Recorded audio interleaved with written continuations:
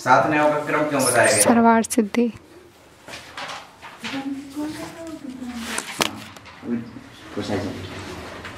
हाँ, सम्यक दर्शनस्य, सम्यक दर्शन के विषय भावेन, विषय भाव से, सम्यक दर्शन के विषय भाव से उपदिष्टेषु, उपदेश दिए जाने पर, ठीक ना, एक एक शब्द का पूरा, ठीक है ना, पढ़ो संस्कृत पढ़ो, वो तरफ नहीं बेटे, विषय भावेन उपदिष्टेषु जीवादि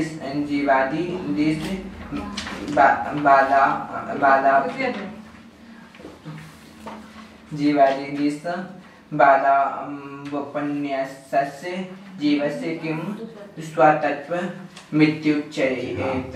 अब इसी लाइन को पढ़ो, क्या नाम, आद्यम से पढ़ो बेटा इसी लाइन को। सम्यक दर्शनस्य विषय अभाव, यहाँ पढ़ो पहले भावेन उपदिष्टेषु जीवात् दिश्य आदा,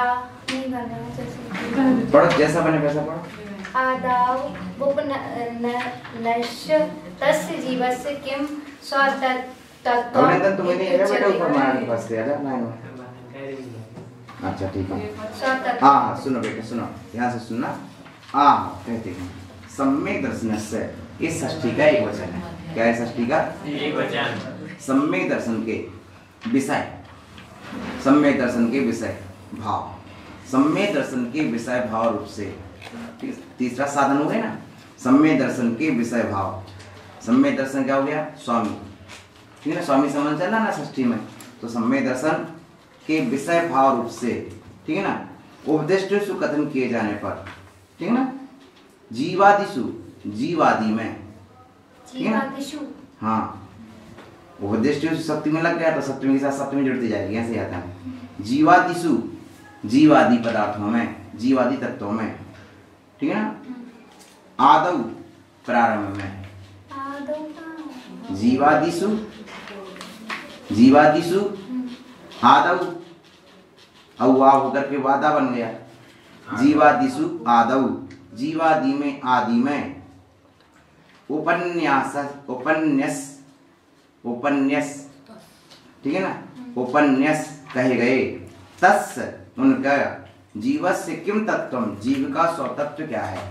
फिर से सुनो, सम्यक दर्शनस्य, सम्यक दर्शन के विषय भावेन, विषय रूप से, उपदेशेषु कहे गए, किए उपदेश किए जाने पर, उपदेशेषु उपदेश किए जाने पर, ठीक है ना, सात तत्वों का उपदेश करा दिया गया, उनमें जीवादिषु, जीवादि में, ठीक है ना, उनके आदि में जो जीवादि आया है, जीव आदिषु, जीव आदि में, आदो उपन्या, उनका स्वतंत्र क्या, आदि में जो जीव पदार्थ आया है, आदौ जीवा, आदि में जो जीव आया है वो क्यों आया है और उसका स्वतत्वम किम, उसका स्वतत्व क्या है। अब थोड़ा भूमिका समझो, ये है कि हमने यहाँ पर सात तत्वों की चर्चा कर रही है, ठीक है ना, तो हमने पहले कहा था उपयोग और लक्षण, ठीक है ना, अथवा कहा था ज्ञान और दर्शन जीव का लक्षण है। हम भी आपसे कह चुके हैं कि ज्ञान दर्शन जीव का लक्षण है, स्पष्ट हो गया, अथवा उपयोगो लक्षण, अथवा चेतना लक्षणों, तो ये आपने जीव का लक्षण किया है, लेकिन तत्व का लक्षण नहीं किया है। ये लक्षण किसका किया है? जीव का। और हम आपसे क्या पूछना चाहते, तत्व पूछना चाहते हैं, जीव तत्व। हाँ, अभी तो जीव का लक्षण हुआ, ज्ञान दर्शन जीव का लक्षण है, उपयोग जीव का लक्षण है, लेकिन हम पूछना चाहते तत्व, जीव तत्व क्या है। आपसे तत्व की चर्चा चल रही है ना, वो आप लक्षण बता रहे थे जीव का, तो अभी आपने उपयोग लक्षण कह करके हमको जीव का लक्षण बताया है। अब हम आपसे यही जानना चाहते हैं कि जीव तत्व क्या है। तत्व तो साथ है, तो उसमें जीव में तत्व क्या है। आपने कहा था तस्य भावस् तत्वम, आपको वाक्य याद है, तस्य भावस् तत्वम, वस्तु का जो स्वभाव है वह तत्व है, वस्तु का जो भाव है वह तत्व है। तत्व है। स्पष्ट आ रहा है ध्यान में? वस्तु का जो भाव है वो तत्व है। तो वस्तु का भाव, तो सबसे पहले 7 तत्वों में सबसे पहला तत्व कौन जीव आया? जीव। तो जीव का वो 100 तत्व क्या है, उसका निजी भाव क्या है, हमको ये बताइए। जीव का 100 तत्व क्या है? अभी जीव तो ज्ञान दर्शन बात तो लक्षण हुआ उसका, उपयोग तो उसका लक्षण हुआ, चेतना उसका लक्षण हुआ, लेकिन उसका 100 तत्व क्या है? निजी तत्व क्या है? जीवत्व, जो उसी में पाया जाए और किसी में ना पाया जाए, ऐसी वो चीज क्या है जिससे हम उसे तत्व कह दें? ठीक है ना? तो अभी तक जीव का लक्षण हुआ है, लेकिन जीवत्व का लक्षण नहीं हुआ है, जीव तत्व का लक्षण नहीं हुआ है। हमें जीव नहीं, क्योंकि जीव द्रव्य भी होता है, जीव तत्व भी होता है, जीव पदार्थ भी होता है, जीव अस्तिका भी होता है। तो अब हमको जीव का नहीं, जीव तत्व का लक्षण चाहिए है। किसका चाहिए? तो जीव तत्व का 100 तत्व क्या है, निजी तत्व क्या है, उसमें क्या विशेषता है? तो सुनिए, जीवस्य किम 100 तत्व, जीव का निजी तत्व क्या है? जीव का निजी तत्व क्या है? 100 तत्व क्या है? निजीपना क्या है? निजी भाव क्या है? तत्स्वभाव तत्व। निजी का अपना, जीव का अपना भाव क्या है? अपना भाव क्या है जीव का? तो अपन ने देखा कि जीव तो कहाँ पर है, चतुर्गति में जीव है, ठीक है, संसार में भी जीव है, मुक्तावस्था में भी जीव है। और जब हम कथन करेंगे तो संग रहने से सभी जीवों को कथन करना है, कोई जीव छूट भी ना जाए और सब जीव आ भी जाए। तो यदि हम एक तत्व बताएंगे तो कुछ जीव छूट जाएंगे, कुछ जीव ग्रहण, तो अव्याप्ति दोष आ जाएगा। यदि कुछ छूट जाएंगे तो अव्याप्ति दोष आ जाएगा, और अधिक का ग्रहण हो जाएगा तो अतिव्याप्ति दोष आ जाएगा, और ऐसा ना कि वो जीव में पाया ना जाए तो असंभव हो जाएगा। इसलिए हमको वो बात करना है जिसमें अव्याप्ति भी दोष ना रहे, अतिव्याप्ति भी ना रहे और असंभव भी ना रहे। तो जीव का 100 तत्व क्या है? 100 तत्व के विषय में आचार्य भगवान यहाँ पर बहुत अच्छे सूत्र देने वाले हैं, ठीक है ना? 5 भावों की चर्चा कर रहे हैं। तत्स्वभावस् तत्व, उसका भाव तत्व है। तो वो भाव कौन सा है जिसे हम तत्व कहते हैं जीव को? वे 5 भाव हैं। कितने भाव हैं? 5 भाव हैं। औपसमेक, औपसमेक,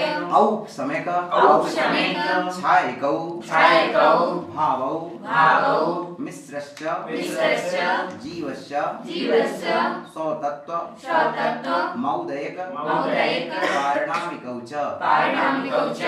औपसमेक, छायकौ, भावौ, मिश्रश्च, जीवश्च, स्वतत्व, मौदयक, पारिणामिकौ च। औपसमेक, छायकौ, भावौ, मिश्रश्च, जीवश्च, स्वतत्व, मौदयक, पारिणामिकौ च। हाँ, उच्चारण करो।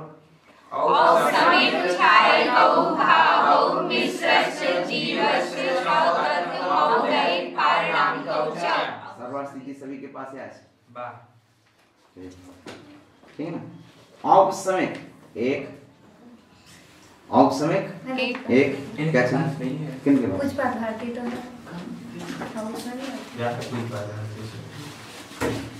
इसमें अर्थ है माता जी की काम है सो इनके नाम में बाबा औपसमेक एक, ठीक है ना? छायकौ ये दूसरा भाव है। औपसमेक छायकौ, औपसमेक और छाय भाव, ठीक है ना? मिश्रश्च और मिश्र भाव, ठीक है ना? जीवस्य जीव के 100 तत्व, जीव के 100 तत्व हैं, औदयक और पारिणामिक भी, ठीक है ना? आ रहा ध्यान में? औपसमेक, छायक, मिश्र, औदयक और पारिणामिक, ये जीव के 100 तत्व हैं। कितने तत्व हैं? 5। कितने हो गए भाव? 5, ठीक है ना? एक भाव कहा गया है, तो पहले कह चुके तत्स्वभावस् तत्वम, उसका भाव ही तत्व कहलाता है, इसलिए यहाँ पर 100 तत्व कह दिया। अतः भाव कहो या तत्व कहो, ठीक है ना? ठीक है, इसमें क्या भाव है, गन्ने में क्या सार है, तो जो सार है वही उसका तत्व है। तत्व का श्रद्धान करना है, मतलब इन भावों का श्रद्धान करना। हाँ, तो औपसमिक छायकौ, तो जीव में ये 5 तरह के भाव हैं, इनका आपको श्रद्धान करना करना। जीव तत्व में ये 5 तरह के तत्व पाए जाते हैं, 5 तरह के भाव, ये उसका तत्व है, ठीक है ना। अब देखो बहुत अच्छी तरह से देखना, 252 नंबर का पैराग्राफ है, 2य अध्याय का पहला सूत्र है, आत्मनि कर्मणा। आत्मनि ये सप्तमी व्यक्ति का एक वचन है, आत्मा में, आत्मा में। कर्मणः ये षष्ठी का एक वचन है, कर्मणः, ठीक ना, कर्म के, आत्मा में कर्म की, सौ सकते, सकते षष्ठी का एक वचन है, निजी शक्ति का, आत्मा में कर्म की अपनी शक्ति का, षष्ठी का हाँ सकते, आकार अंत का है। शक्ति शब्द बताया था ना, गति की तरह आपने पहले बता चुके, पुल्लिंग। अपन ने मति से कवि के रूप बनाते कवे है, मुनि के रूप में मुने है, ऐसे सकते बनेगा, ठीक ना। सौ सकते अपनी शक्ति का, कर्म की अपनी शक्ति का, आत्मा में कर्म की अपनी शक्ति का, 3 शब्द हो गए। आत्मा में कर्म की अपनी शक्ति का, कारणवशात किसी कारण के वश से, कारणवशात कारण के वश से अनुद्भूति प्रकट नहीं हो पाना, ठीक है। कर्म का प्रकट नहीं हो पाना, उपशमः, अनुद्भूति उपशमः, अनुद्भूति उपशमः, उपशमः, यानी आत्मा में कर्म का अपनी शक्ति, कर्म का अपनी शक्ति के कारण, ठीक है ना। अनुद्भूति उपशमा, प्रकट नहीं हो पाना, अनुद्भूति माने प्रकट नहीं हो पाना, उपशम है, ठीक है ना। अब कोई जैसे पानी है, पानी में हम कोई वस्तु ले लें, उसको ऐसा दबा लेने से तो प्रकट नहीं हो पाती, आना चाहते ऊपर लेकिन नहीं आ पाती। नहीं, अपन जब खेलते थे तो क्या पानी में कपड़ा भी डाल दें और कपड़ा पानी से ऊपर आना चाहता है लेकिन नीचे दबा देते, वो नीचे दब के रह जाता है। उसी तरह उदाहरण तो सिंपल समझ में आ रहा कि जैसे पानी में कोई वस्तु डाल देते हैं, ठीक है ना, वो वस्तु ऊपर आना चाहती है। इसी तरह आत्मा में कर्म रहना नहीं चाहता, वो उदय में आना चाहता है, ऊपर आना चाहता है, ठीक है ना। लेकिन अपन जैसे कपड़ा डालते थे और कपड़े के सूखे कपड़े जल्दी ऊपर आना चाहते हैं, अपन उसको नीचे दबा देते थे तो कपड़ा नीचे, उसी तरह अपनी शक्ति लग रही तो कपड़ा तो अपनी शक्ति लगा रहा ऊपर आने के लिए, वो नीचे कपड़े में जो वायु भरी वो ऊपर आने के लिए ताकत लगा रही है, समझ रहे ना। लेकिन अपन शक्ति, हाथ की शक्ति से कपड़े को नीचे दबा देते हैं। उसी तरह से आत्मा में, आत्मनि, आत्मा में ध्यान देना, कर्म कहाँ है, आत्मा में, कहाँ है, आत्मा में, आत्मनि सप्तमी लगाई ना, अधिकरण कारक लगाया ना, आत्मा में कर्मणा, कर्म का, स्वशक्ति निजी शक्ति, यानी कर्म की भी अपनी शक्ति होती है, कर्म की अपनी शक्ति होती है। और आत्मा में, ठीक है ना, स्पष्ट है ना, आत्मा में कर्म की निज शक्ति का कारणवश से, अब कोई ना कोई ऐसा, कोई ना कोई कारण ऐसा आ गया है कि वो प्रकट नहीं हो पा रहा, कपड़ा ऊपर आना चाहता था लेकिन ऐसा कोई ना कोई कारण आ गया है, जिस कारण के वश से वो कर्म ऊपर नहीं आ पा रहा, प्रकट नहीं हो पा रहा, सत्ता में पड़ा है लेकिन ऊपर नहीं आ पा रहा। आपने बहुत सारे, यदि ये आपके पास पेन है, पेन को पानी में डाल देते तो पेन ऊपर आना चाहता है, लकड़ी ऊपर आना चाहती है, लेकिन यदि कोई लकड़ी को ऐसे नीचे दबा दे हाथ से तो दब जाएगी। उसी तरह कर्म ऊपर आना चाहता है, उदय में आना चाहता है, कर्म उदय में आना चाहता है। कहाँ पड़ा, सत्ता में पड़ा है, ठीक है ना, सत्ता में पड़ा है। आप कोई बचपन में अपन क्या करते, कोई वस्तु ऐसी पानी में डाल देते थे और डालने का लकड़ी डाल दे, पहले नंबर तो ऊपर नीचे हो जाएगी लेकिन कुछ समय बाद ऊपर आ जाएगी। उसी तरह आत्मा में कर्म आ गया है, वो कर्म कहाँ है, आत्मा में, आधार क्या है, आत्मा है। अब वो कर्म ऊपर आना चाहता है, तो ऐसी कौन सी शक्ति जो कर्म को ऊपर नहीं आने दे रही है, उदय में नहीं आने दे रही, तो उस शक्ति माने उस भाव का नाम क्या है, उस भाव का नाम है उपशम भाव। भैया शांत रहो, इस शांत रहो जो बोलते ना, इसी का नाम है उपशम। हाँ, थोड़ा शांत रहो। उपसम भाव, उदय तो होना चाहता है, ठीक है ना। हम प्रातः काल के सत्र में कुछ देखना चाहते थे तो हमने तत्काल उपसम भाव कर दिया। चंद्र ब्रह्मचंद्र मरीज की गौरव। उपसम भाव, उदय में आने के पहले अपने पास अधिकार है दबाने और उस दबाने का, ठीक है ना। तो किस भाव से दबा सकते हैं? उस भाव का नाम है उपसम भाव, ठीक है ना। तो आत्मा में कर्म का निजी शक्ति का कारण के बस से, वो कारण क्या है? आत्मा का परिणाम, ठीक है ना। उस आत्मा के परिणाम से कर्म का नीचे दब जाना, प्रकट नहीं हो पाना, कर्म का प्रकट नहीं हो पाना, नहीं हो पाना, ये क्या कहलाया? उपसम। समझ में आया? पूरा क्लियर, पूर्णता क्लियर समझ में आ गया, ठीक है ना। स्पष्ट हो गया। आप कोई वस्तु लीजिए, पानी में से डाल दीजिए, क्या होगा? वो बनाना चाहिए, और आपने दबा दिया तो 10 पे जाएगी। ये कचड़े वाले पानी में फटकर डाल देने से वो नीचे दब जाता है। वो एक और बता रहे हैं आपको, ठीक है ना। ठीक है, अब उदाहरण और भी अनेक उदाहरण हो सकते हैं। जैसे पानी गंदा है, उसको आगे चल स्वयं बोल रहे हैं, पहले परिभाषा समझ लिया आपने पूरी। ये पूरी परिभाषा कंठस्थ होना चाहिए। आत्मनि कर्मणः स्वशक्ते कारणवशात् अनुद्भूति उपसमः, ठीक है ना। उदाहरण यथा, जैसे जैसे कतकादि द्रव्य संबंधात, कतक, कतक बोलते हैं फिटकरी के लिए, इसके लिए बोलते हैं फिटकरी के लिए, ठीक है ना, ठीक है, ठीक है ना। कतक बोलते हैं फिटकरी के लिए। तो कतक आदि द्रव्य संबंधात, फिटकरी आदि द्रव्य के संबंध से, अब वो फिटकरी हो या कोई भी जल को निर्मल करने वाला कोई भी द्रव्य हो, ठीक है ना। जैसे जल में अनेक रसायन डाल देते ना, तो कतक आदि, इसलिए उन्होंने ये बात लिखी थी, कतक आदि यानी जल को निर्मल करने वाला रसायन। इतनी जाता है, उसको डाल दो पानी में तो छन जाता पानी। हाँ हो जाएगा।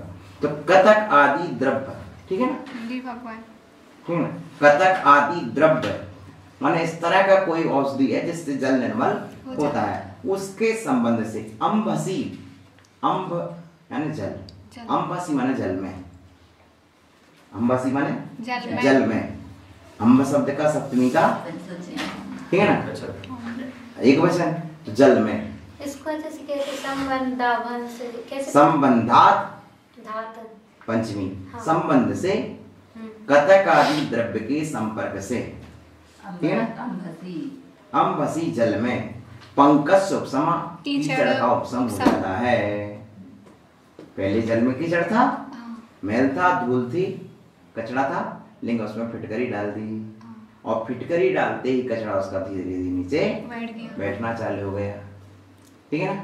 उसी तरह पहले आत्मा में कर्म था ही, वो उदय को आना चाहता था, उसके पहले अपन भक्ति भाव में लग गए। सुबह सुबह क्या करेंगे? सुप्रभात करेंगे, फिर क्या करेंगे? 24 दिन का स्तुति करेंगे, और क्या करेंगे? भगवान के प्रातःकाल का मंगल करेंगे। तो आध घंटा तो हमारा उपसम में निकल गया, जितना भक्ति में निकल गया उतना उपसम में निकल गया। कौन से भाव में निकल गया? उपसम भाव में निकल गया कि नहीं? अब किसी को कुछ कहना भी हो, आधे घंटे बाद ही कहोगे ना, और उसके बाद सीधे उठे कहने का कोई अवसर नहीं। उसके बाद आए तो सब जुदे हो गए, तो स्वाध्याय में लग गए, तो स्वाध्याय की बात कहेंगे, आहार में चले गए, आहार को चले गए, आहार की बात कहेंगे, उसके बाद आए तो स्वाध्याय में जुट गए।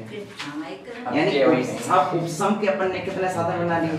ये हमारा स्वाध्याय की वेला उपसम की वेला है। किसकी वेला है? उपसम की वेला है। इसमें हमारा उपसम चल रहा है ना, स्वाध्याय चल रहा, कोई कुछ यदि कसाय प्रकट करना भी चाहे तो कैसे प्रकट करें? ऐसा बन के पहले अभी हो गया। अच्छा, तो और वक्त पढ़ते रहना चाहिए। क्या बोले बेटा? ऐसे ही होना चाहिए, ऐसे होना चाहिए ना? गुरुजी हर वक्त पढ़ते रहना चाहिए। हाँ, तो कसाय को कैसे सम्मान करें, उसके लिए कोई ना कोई उपाय खोजते रहना चाहिए। क्योंकि इतना समय हमारा स्वाध्याय के समय में, ठीक है ना। तो उपसम का काल है, किसका काल है? उपसम का काल है,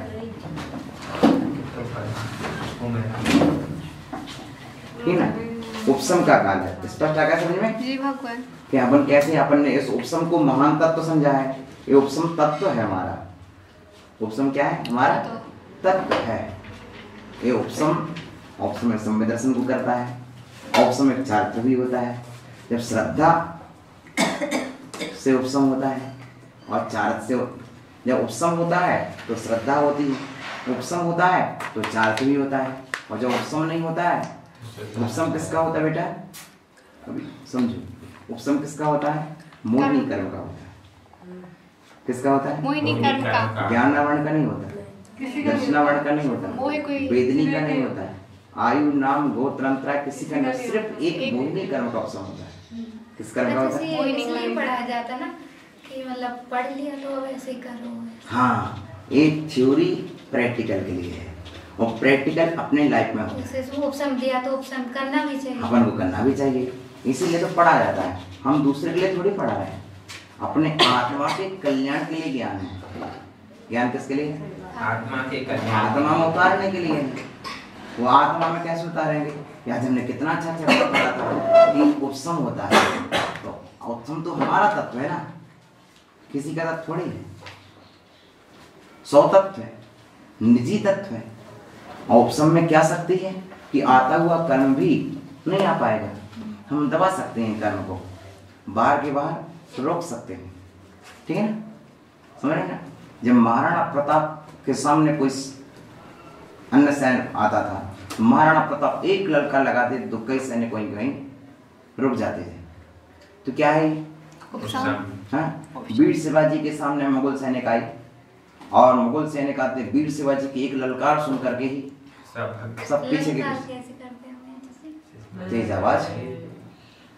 तेज आवाज, उनकी आवाज को देखते ही वीर सब जानते थे कि बस इनके पास मरने के सिवा और कुछ उपाय नहीं है। जैसे यूं कर देते ना, सीधे तो अपन समझ जाते। तो ये होता है कि यथा कत्कादि द्रव्य, तो हो गया उपसम, ये उपसम कहलाता है। और उपसम किसका होता है, मोहिनी कर्म का। मोहिनी कर्म क्या है, जो आत्मा को भुला देता है, आत्मा के स्वरूप को भुला देता है। वो कौन सा कर्म है, मोहिनी कर्म है। जो आत्मा के स्वरूप को भुला देता है वह क्या है, मोहिनी कर्म है। आत्मा को अपने ही स्वरूप से भुला देता है, आत्मा को अपने ही स्वरूप से भुला देता है, अपने आप से अपरिचित बना देता है, अपनी ही शक्तियों से अपरिचित बना देता है, समझ रहे ना, वो मोहिनी कर्म है। मोहिनी कर्म ये है, हम अपने ही स्वरूप को भूल जाते हैं, ठीक है ना, ये होता है मोहिनी कर्म की स्थिति। और मोहिनी कर्म की स्थिति में क्या होता है, मोहिनी कर्म क्या करता है कि 28 रूप में आता है। ले लो, तीन प्रकार से दर्शन मोहिनी के रूप ले लो बेटा, 3 प्रकार से दर्शन मोहिनी और 25 प्रकार से चारित्र मोहिनी कर्म। 3 प्रकार से दर्शन मोहिनी और 25 प्रकार से चारित्र मोहिनी कर्म आता है। इस पर थोड़ा समझ में जी। तो 25 प्रकार कौन से हैं, तो अनंत अनुबंधी के 4, क्रोध मान माया लोभ, फिर अनंतानुबंधी के बाद आता अनंतानुबंधी में जोड़ा ना, तो इसके बाद आ वाली एक कसाय और है, वो अप्रत्याख्यान, ठीक है ना, ये ध्यान में रखना अपन को, ठीक है ना। अप्रत्याख्यान क्रोध मान माया लोभ, प्रत्याख्यान क्रोध मान माया लोभ, संजुलन क्रोध मान माया लोभ, ठीक है ना। 16 हो गई। इसके हाथ सरती आदि 9 जोड़ो तो कितना होगा, 25 होगा। इन 25 कसाय कितने, 25। अब 25 में कोई कहे कि कर्म का उदाहरण कहते हैं, नहीं, हम कर सकते हैं, क्या कर सकते हैं, उपसम कर सकते हैं, 6 हम कर सकते हैं, वो कर्म कहे। हाँ, ये 8 कर्म है, 8 में से मोहिनी कर्म एक कर्म है, कसाय मोहिनी कर्म का भेद है, ठीक है ना। तो कसाय भी कर्म है, क्रोध भी कर्म है, मान भी कर्म है, माया भी कर्म है, लोभ भी कर्म है। तो अपन बोलते कर्म नाश करने के लिए, कर्म क्षय करने के लिए सकल कर्म क्षय। तो क्रोध कर्म का क्षय करने के लिए हमने स्वाध्याय की विधि की है। तो क्षय जब होगा तब होगा, लेकिन स्वाध्याय करते समय उपशम तो हो जाए, हैं? आज उपशम तो कर ही सकते हैं ना, क्षय हम इस भाव में नहीं कर सकते, लेकिन उपशम तो कर सकते हैं। बोलो, इस भाव में उपशम तो होता है, इस मोहिनी कर्म का उपशम नहीं होता बेटा, उपशम और क्षय होता है। हाँ, ठीक है ना, सिर्फ उपशम होता है, चारित्र मोहिनी कर्म का क्षय उपशम, हाँ हाँ, ठीक है ना। और उपसम सिर्फ, और ये अभी कहना चाहते हैं आपसे, सिर्फ उपसम जो होता है सिर्फ मोहिनी कर्म का होता है, अच्छा ठीक है ना। क्षोभसम तो होता है, ये नहीं कहना क्षोभसम नहीं होता, लेकिन उपसम सिर्फ मोहिनी कर्म का होता है, ये कहना चाहते हैं, ठीक है ना। तो ये बात आपसे कही कि देखो इस तरह की स्थिति बनती है। यदि कोई कहे कि हम क्या कर सकते हैं, तो भैया हम क्रोध को दबा सकते हैं कुछ पल के लिए और बहुत बड़ी उपलब्धि हासिल कर सकते हैं। मान माया लोभ को थोड़े समय के लिए दबा सकते हैं। 125 कसाई जरूरी नहीं हो। हाँ, एक साथ 25 नहीं, लेकिन कुछ तो हो सकते हैं। कुछ लोग ऐसे दबा देते हैं, लेकिन कसाई को जैसे उनको ज्यादा बदला लेना है तो अभी ठीक है, हम समय वो प्रयोजन नहीं है बेटा, अभी मोक्ष मार्ग के प्रयोजन चल रहा है। तो सर्वसिद्धि मोक्ष मार्ग का प्रकरण है, नहीं कहलाया नहीं, वो मोक्ष मार्ग का प्रकरण है। वहाँ तो छल कपट मायाचारी चल रही है, और यहाँ जो है और औपसमिक आदि भाव चल रहे हैं। यहाँ पर किस भाव से अपन औपसम, तो अपन जब स्वाध्याय करते हैं तो आत्म कसाय भी क्या करेंगे, उपसम को प्राप्त हो बस जाएंगे। उपसम को प्राप्त हो जाएंगे, उपसम को प्राप्त हो जाएंगे। वही बाद में कर लेंगे चर्चा, बाद में समझेंगे। बस विषय प्रसंग कर लिया। हो जाता है। तो ये होता है कि उपसम, कि आत्मा में जो कर्म का प्रकट बना था वो शक्ति इस स्वाध्याय की शक्ति से उपसम हो गया। स्वाध्याय शक्ति में ज्ञान शक्ति, तो ज्ञान शक्ति के कारण कसाय का उपसम हो गया। वो कारण क्या बन गया, स्वाध्याय कारण बन गया, मौन कारण बन गया, ध्यान कारण बन गया, समय कारण बन गया। तो हमारा जिस कारण से कसा उदय में ना आवे उसी कारण का नाम है उपशम, ठीक है। उसी कारण का नाम है साधना। जिस कारण से हमारे अंदर कर्म उदय में ना आ पावे उसका नाम क्या है, उपसम। उपशम। कर्म दब जावे, दबा दिया, ठीक है ना। तो अपन किसी व्यक्ति को नहीं दबाएं, हम अपनी अपनी कसायों को दबाएं, इसका नाम है साधना, ठीक है ना। अपनी अपनी कसायों को दबाने का नाम क्या है, साधना। किसका नाम, साधना। कसायों के दबाने का नाम क्या है, साधना। साधना। और कसाएं दबती हैं, शास्त्र में लिखा उपसम तत्व है। उपसम क्या है, तत्व है। तत्व है। किसका तत्व है, 100 तत्व है, अपना तत्व है। अपन कौन है, जीव है, मैं जीव हूँ। उपसम मेरा अपना तत्व है, और अपने तत्व को प्रकट करने में कौन सी बड़ी बात है, बोला, अपने ही तत्व को तो प्रकट करना है, ठीक है ना। और किस बल पर करना है, अपने ही आत्मा के ज्ञान आदि भाव के बल पर, ठीक है ना। तो हमने स्वाध्याय आदि में लीन हो गए, क्या हो गया, तो उदाहरण भी दे दिया, अम्बसी पंकज से, जब जल में कीचड़ नीचे बैठ सकता है, जल में कतक फल डालने से कीचड़ नीचे बैठ सकता है, तो फिर आत्मा में ज्ञान डालने से क्या कसाय नीचे नहीं बैठेगी, अवश्य बैठेगी, ठीक है ना। कसायों को नीचे बैठा देने का नाम है स्वाध्याय, उपसम, ठीक है ना। हो गया, कसायों को नीचे बैठा देना, शांत बैठो, कसायों को शांत करना है। उसमें लिखा 100 दोष शांति। आत्म शांति है, अपने ही दोषों को शांत कर लेना शांति है। अब चाहे वो किसी रूप में हो, जिस ज्ञानी को ये परख है कि भैया कसाय दोष अपने भीतर भी चल रहा है, उसके भीतर भी चल रहा है, हम अपने कसाय को कैसे शांत कर लें, बस हमें भी शांति हो जाए और सबको शांति हो जाए। यदि हम जरा सा धैर्य रख लेते हैं तो इसमें हमको भी शांति मिलेगी, उनको भी शांति मिलेगी, तो ये फायदा होता है, ठीक है ना। पहले समझ में आया, अब ये पूरा क्लियर होगा उपसम का। ये समझ गया, बस ये पंकज से उपसम, मतलब इसका हिंदी अर्थ क्या है? सुनो बता रहे हैं, कत यथा, जैसे यथा जो शब्द आया है यथ शब्द से आया है और तृतीया के रूप में, इन प्रकार जिस प्रकार से कतकादि, कतक मन फिटकरी आदि कोई औषधि है, वनस्पति है, द्रव्य के संबंध से, ठीक है ना, रसायन के संबंध से, अम्भसी, अम्भसी माने जल में, अम्भसी माने जल में, किसमें, जल में पानी अपन ले लें, उस पानी में पंकज कीचड़ का, पंकज माने कीचड़ का, उपसमा, उपसम हो जाता है, ठीक है ना। पंकज उपसमा भवति, पंकज से तो षष्ठी का है, जैसे षष्ठी का है, बिल्कुल हाँ, षष्ठी का है। पंक का उपसम हो जाता है, कीचड़ का उपसम होता है, उपसमा भवति, अब भवती नहीं भी लिखा है तो तो लगा भी देना लगाना चाहिए, ठीक है ना। उस समय भवती, ठीक है ना। हो गया ये पहले औपसमिक भाव का हो गया।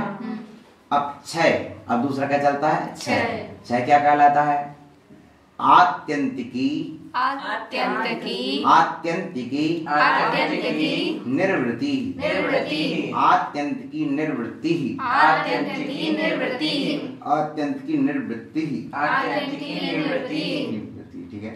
आत्यंतिकी, आत्यंतिकी माने अविनाशी, आत्यंतिक माने जिसका अंत नहीं है, नहीं है, जिसका अंत नहीं है। अनंत काल के लिए अविनाशी निर्वृत्ति, शाश्वत निर्वृत्ति, पूर्ण रूप से निर्वृत्ति, ठीक है ना, समझ गए। आत्यंतिक सुख में अभी आया था आत्यंतिक सुख, तो आत्यंतिक माने अविनाशी, तो अविनाशी निर्वृत्ति हमेशा सदा काल के लिए निर्वृत्ति हो गई। निवृत्त हो गए। हाँ। निर्वृत्ति हो गई, अब वो नहीं आएगा। अब द्वारा लौट के नहीं आएगा, सदा काल के लिए पिंड छूट गया, हो गया। समझ गए, कर्म का सदा काल के लिए छूट जाना ये कहलाता क्षय, ठीक है ना। क्षय, क्षय आत्यांत की निवृत्ति, अनंत काल के लिए छूट गए, सदा के लिए पूर्ण रूप से निवृत्त हो जाना, निवृत्ति हो जाना क्षय कहलाता है, ठीक है ना। यथा जैसे जिस इस प्रकार प्रकार से, ठीक है ना। तस्मिन एव अम्भसी, उस ही जल में, तस्मिन एव अम्भसी, उस ही जल में, ये तत्पर इसमें हैं? सप्तमी का तस्मिन सप्तमी का हो जाए, हाँ। तस्मिन उस ही में, तो उस ही जल में, ठीक है ना, उस ही, इसकी जगह तत् भी लगा देते तो काम चल जाता। हैं, तत्र लगा सकते थे, तत्र हाँ तत् नहीं लगा सकते, तत्र लगा सकते थे, ठीक ना, ठीक ना। तस्मिन एव अम्भसी, और उसी जैसे उसी जल में, तो तस्मिन सरल था, कथकादि द्रव्य, कथक आदि के द्रव्य द्रव्य संबंध से क्या हो गया, कथकादि, अच्छा। तस्मिन एवं बसी, उसी जल में, शुचि भाजन अंतर संक्रांते, शुचि माने निर्मल, भाजन माने बर्तन, निर्मल बर्तन में अंतर संक्रांते, दूसरे बर्तन में परिवर्तन करने पर, क्या कहा, संक्रांति माने परिवर्तन, संक्रांते परिवर्तन करने से पंकस्य अत्यंत अभाव, कीचड़ का अत्यंत अभाव हो गया। अपन ने पानी उज्जवल हो गया था, ये पानी में नेत्रा लो, अपन ने दूसरे अपन बोलते भैया ये पानी को इसमें नेत्रा लो और उसको ऊपर को हाँ कर लेते अपन लोग, या जो अच्छा पानी हो गया उसको दूसरे बर्तन में डाल लेते हैं, नेत्रा लेते हैं, बोलते हैं अपन नेत्राना, ठीक है ना, कि पानी को इसमें निथराल बोलते हैं, निथराल। और से इसको उतरा अलग कर देते हैं, हमारे निथराल ठीक है ना। एक पानी को ऊपर का पानी निकाल लेते, ठीक है ना, ये कहलाता है। इस तरह से वो कहलाता है पंकज से कीचड़ का अत्यंत अभाव, वो कीचड़ वाला पानी अलग और पानी पानी अलग, उज्जवल पानी पूरा अलग, अलग, उज्जवल बर्तन ही दूसरा कर दिया, निर्मल ठीक है ना। अब द्वारा हिलाने डोलाने से भी गंदा होने वाला नहीं है, नहीं है, ये क्या कहलाया, क्षय। क्षय। किसी भी कारण से अब वो गंदा पानी नहीं होगा, उसी तरह किसी भी कारण मिलने पर आत्मा में कर्मोदय में नहीं आएगा, वो क्या कहलाया, क्षय। हो गया। अब तीसरी परिभाषा, उभयात्म को मिश्रा, अच्छा जी, थोड़ा होता तो पूर्ण क्षय तो नहीं होता है, निथराल अभी नहीं होता पूर्ण क्षय, लेकिन पूर्ण क्षय होता तो सिद्ध भगवान बन जाते। नहीं अभी होता कुछ भी है कि नहीं होता? अभी किसी भी कर्म का पूर्ण क्षय नहीं होता, नहीं पूर्ण नहीं है, जैसे थोड़ा थोड़ा होता है तो नहीं, क्षय होगा तो पूर्ण ही होगा या बिल्कुल नहीं होगा। बिल्कुल नहीं होगा। क्षय का बोल रही ना कर्म का क्षय हो जाएगा इससे। हाँ तो हो जाएगा, अपन एक देश क्षय को भी क्षय बोल देते उपसम कभी। को भी बोलते हैं। हाँ बेटा, पहली क्लास पढ़ने वाले को भी पढ़ाई बोलते कि नहीं बोलते, और स्नातक पढ़ने वाले को भी पढ़ाई बोलते कि नहीं बोलते, बोलो। उसी तरह एक देश कर्म के क्षय को भी क्षय संज्ञा बोल देते हैं, लेकिन वो पूर्ण रूप से क्षय नहीं कहलाता, ठीक है ना। वो उपसम इस समझ एक देश कर्म हाँ, संचय, अपन निर्जरा को भी क्षय कह देते हैं, एक देश कर्म संचय ठीक है ना, क्योंकि एक देश कर्म संचय लक्षणा निर्जरा, एक देश कर्म संचय लक्षणा, निर्जरा, एक देश कर्म का क्षय होना निर्जरा कहलाता है, और उसे भी क्षय कह देते हैं, एक ठीक है देश ना? होता है लेकिन थोड़ा तो हुआ, थोड़ा होगा। कुछ तो हुआ, कुछ काल के लिए तो हुआ, लेकिन पूर्ण और सदा काल के लिए जो होता है वो कहलाता क्षय। उभयात्म को मिश्रा, एक और परिभाषा है, ये उभय रूप है, उपसम और क्षय, उपसम और क्षय दोनों से मिली जुली अवस्था है, इसलिए उसको इस क्रम से रखा है, ठीक है ना। जो उभय रूप है उसको मिश्र कहते हैं, ठीक है ना। अच्छा और इससे सम पानी को निकाल लिया तो अलग हो गया, वही साफ उदाहरण, पानी अलग हो गया। वही उदाहरण हो गया, वही उदाहरण हो गया छह का जो आपने कर लिया। लेकिन कोई ऐसा इंसान हो सकता है वो कहता है कि हमारे पास तो दूसरा बर्तन ही नहीं है, हैं? हाँ। हमारे पास एक ही है, हम क्या करें, ठीक है ना। तो उभयात्मक को मिश्रा। अब उसके में क्या है, थोड़ा बहुत तत्काल फिट कर दिया तो कुछ पानी कचरा नीचे बैठा, कुछ ऊपर बैठे, हैं? समझ रहे? अब पानी अपन जहाँ जल के बहने वाले नाले होते हैं, नरवा वगैरह होते हैं, और पानी खुश नीचे बैठ रहा था, वहां से जब तक व्यक्ति के पानी थोड़ा बैठ जाए, कचरा बैठता हम पी लेंगे, वहां से एक जानवर निकलता फिर से हो जाता है, या फिर कुछ बैठा रहता, कुछ रहता है, उसका इंतजार करता है। नदी तालाब का तो ऐसे हाँ। रहता है। हाँ, ठीक है ना। तो इस तरह से क्या होता है, उष्ण कुछ कचरा नीचे बैठ गया और कुछ ऊपर तैर रहा है, ठीक है ना। ऐसी मिली जुली अवस्था, ठीक है ना। यानी कुछ कचरा तो नीचे बैठ गया और कुछ कचरा ऊपर है, ये कौन सा कहलाया, मिश्र अवस्था। क्या कहलाया, ऋजु अवस्था। मिश्र। क्या कहलाया, मिश्र। मिश्र हो गया। यथा, इसका भी उदाहरण देते हैं। यथा जैसे जिस जिस प्रकार प्रकार से से तस्मिन एवं वसी, उस ही जल में कतकादि द्रव्य संबंधात, कतकादि द्रव्य के संबंधे पंकस्य कीचड़ का क्षीण अक्षीण वृत्ति, कुछ तो वृत्ति क्षीण हो गई है और कुछ उसमें बनी हुई है। कुछ तो कचरा नीचे बैठ गया है और कुछ उसमें बना हुआ है, ठीक है ना। अपन जब पानी को नितरा देते हैं तब जो पानी बचा है उसमें कुछ कचरा नीचे है, अलग कर दिया, कुछ है, तो ये क्षय उपशम में स्थिति बनती है कि उसका पूर्ण रूप से तो क्षय हुआ नहीं था, सांप कुछ समय के लिए हुआ था, और बस ये है कुछ समय कुछ कचरा तो नीचे बैठा है और कुछ अभी तैर रहा ऊपर, ठीक है ना। ये वही तो नहीं है, वो उपसमय के जैसा है दोनों। उपशम में तो पूरे ही नीचे बैठ गया था, इसमें हिलडुल रहा है, हमने कहीं नीचे बैठा दिया था, रख दिया था पानी के कचरा नीचे बैठ जाए। छान में तो लिया था। सुनो तो नहीं, छाना नहीं है, छाना तो क्षय हो गया। और अभी उपशम किया था, उपशम किया ही था कि बस सामने रख दिया, इतने में कोई दूसरा आया, उसने हिला दिया, फिर से थोड़ा थोड़ा ऊपर आ गया, हिला दिया तो फिर उदय में आ गया, ठीक है ना। फिर हिल गया, ये कहलाया, मैंने हो ही नहीं पाया, कचरा फिटकरी डाली है ना, अभी चल रहा है, प्रक्रिया चल रही है उसकी, ये कहलाया क्षय उपशम, ठीक है ना। अब द्रव्यादि निमित्त वसात, सबसे अच्छी परिभाषा, द्रव्यादि निमित्त वसात कर्मणाम फल प्राप्ति रोधिया, ये पूरी परिभाषा मैंने याद की थी। द्रव्यादि निमित्त वसात, द्रव्यादि के निमित्त वश से, अब समझना, द्रव्य के निमित्त से, क्षेत्र के निमित्त से, काल के निमित्त से, भावों के निमित्त से। इसमें लिखा नहीं है आदि लगा है लेना ना, चाहिए आदि से। आदि का पेट बड़ा रहता है ना बेटा, आदि का पेट बड़ा, उस पेट में सब समझ आता है। द्रव्य क्षेत्र काल भाव भव। हाँ, तो द्रव्य नहीं, द्रव्य क्षेत्र काल भाव, चार चतुष्ट है, द्रव्य क्षेत्र काल भाव का कोई कर्म उदय में आएगा ना तो ऐसे नहीं आ जाएगा, किसी ना किसी द्रव्य के कारण आएगा। ये जैसे नरक गति की वेदना उदय में आना है, जब तक तुम्हें नरक का शरीर नहीं मिलेगा तब तक नरक की वेदना उदय में नहीं आएगी। नरक गति नरक के क्षेत्र में उदय में आएगी, समझ रहे ना, समझ रहे ना। तो ये है, इस तरह से द्रव्य को पा करके जब नरक का तुम्हें व्यतिरेक शरीर मिलेगा तब वो नरक की वेदना तुम्हें उदय में आएगी, नरक का क्षेत्र मिलेगा तब तुम्हें उदय में आएगी, ठीक है ना, समझ रहे ना। द्रव्य क्षेत्र काल भाव, हाँ, कर्म जब भी उदय में आता तो द्रव्य क्षेत्र काल भाव को पाकर आता है। अभी तुम्हारे दानांतरा कर्म का क्षय उपशम चल रहा है, राइट, बोल चल रहा कि नहीं। तो ये चलने में देखिए द्रव्य भी कारण भी है, क्षेत्र भी कारण भी है, भाव भी कारण है, काल भी कारण है, ठीक है ना। द्रव्य क्षेत्र काल भाव का निमित्त पा करके कर्म उदय में आता है, बिना उसके उदय में नहीं आएगा। यदि तुम्हारे पुण्य का उदय आया है तो उस उदय में भी द्रव्य कारण है, क्षेत्र कारण है, काल कारण है और भाव कारण है, समझ रहे ना। द्रव्य क्षेत्र काल भाव कारण है। यदि जरा से आपके भाव डगमगा जाए, जरा सी गुस्सा आ जाए, दीदी अपने गवाना पड़ जाए, बोला तो ये स्वाध्याय का लाभ चला जाएगा। तो ये द्रव्य क्षेत्र काल भाव का निमित्त पाकर कर्मोदय में आता है।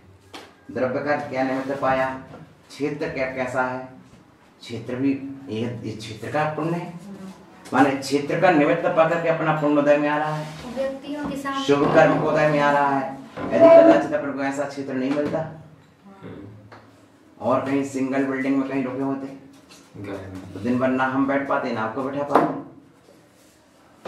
तो क्षेत्र को पा करके भी कर्मोदय में आता है, काल को पा करके, एक ग्रीष्म काल का अवसर है तो काल को पा करके उदय में आ रहा है और भाव को पा करके उदय में आ रहा है। सबके अंदर शांत परिणाम है,